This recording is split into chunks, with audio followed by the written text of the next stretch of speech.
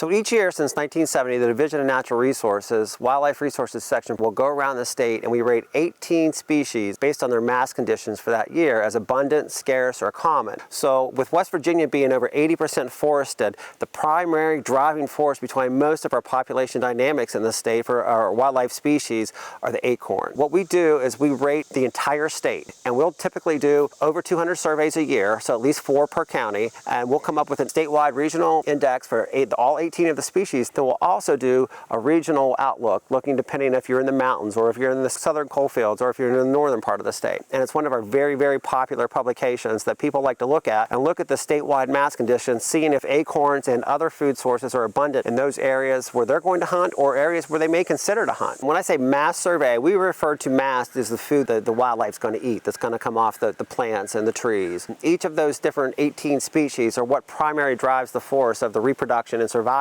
of most of our wildlife species in the state. In years of great mast abundance, the wildlife's going to be spread all across their home range and the landscape, and it's going to be much harder for a hunter or even the general person to observe. When the years when you have a lot of acorns, the general public, hunters, may not think that there's not that many deer, bear, etc. on the landscape when they're actually just spread across their home range. And if we have a hard mass failure, that's what we call where there's very, very little acorns and hickory nuts, you'll see drastic movements by squirrels and other animals, be it bear or deer. A lot of times you'll see a lot of squirrels hit on the road or things like that when you may not have seen them before. Mass production affects even a lot of non-hunted animals within the state.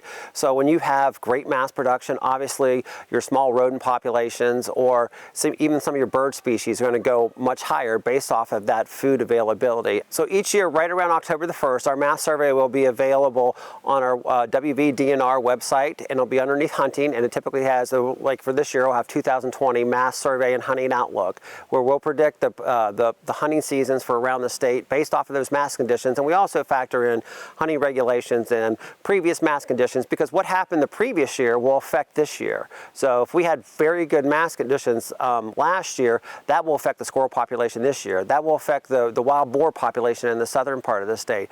And it also affects, even bear populations. They are primarily driven by that food availability. So if there is the lack of food in the fall, instead of walking around burning calories, they'll go into their dens. So that will make our harvest in the late season especially much lower. Where if we have a lot of food available in those areas where we have late season opportunities, that'll push that harvest higher.